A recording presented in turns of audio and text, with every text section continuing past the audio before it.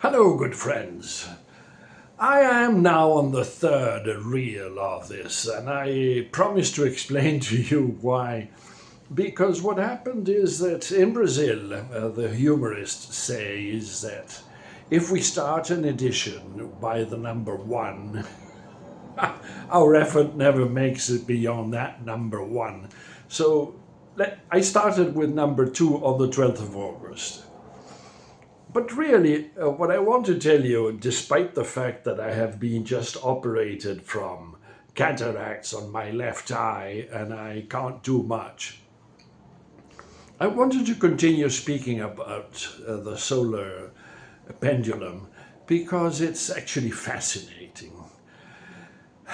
You know, when people do not know much about what they're studying, they're usually scared.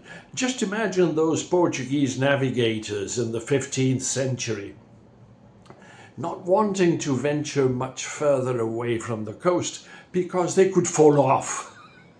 Of course, no, they knew they wouldn't. At the time, they didn't. But the fact is that when you looked into the universe, it seemed so void except from the stars and nothing in between that it was logical to believe that there was nothing between the sun and the earth. Actually, people believed that it was void, quiet, cold, inert. But Biermann started pointing out that comets' tails, the tails of comets, no matter what direction they were coming from or going to, their tails always pointed to the opposite side of the sun. It was like a flag in the wind. By the way it flamed, you could tell where the wind was coming from.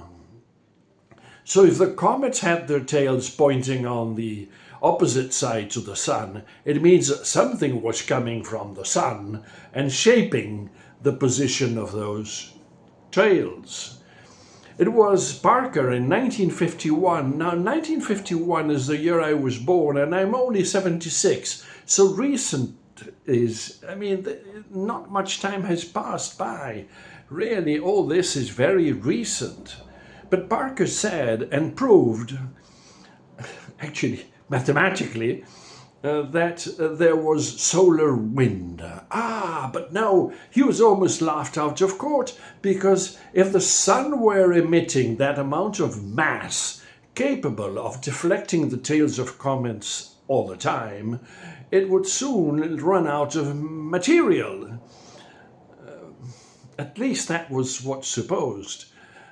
But, it took a couple of years, particularly through satellite observations, to notice that, yes, there was a solar wind, a permanent solar wind.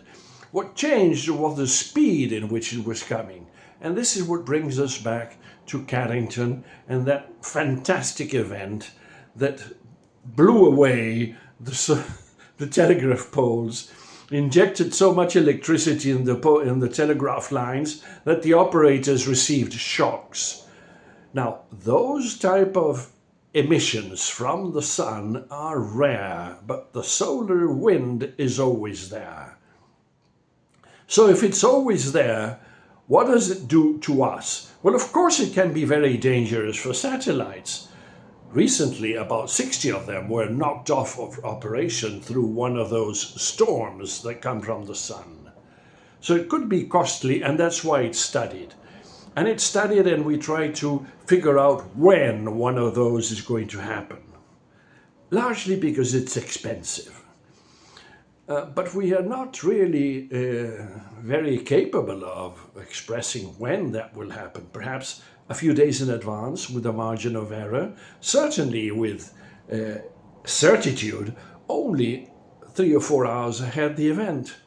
But we need to know, because if the sunstorm is going to be strong, it might knock out what are called the large transformers. And those are not things that you buy from the shelf.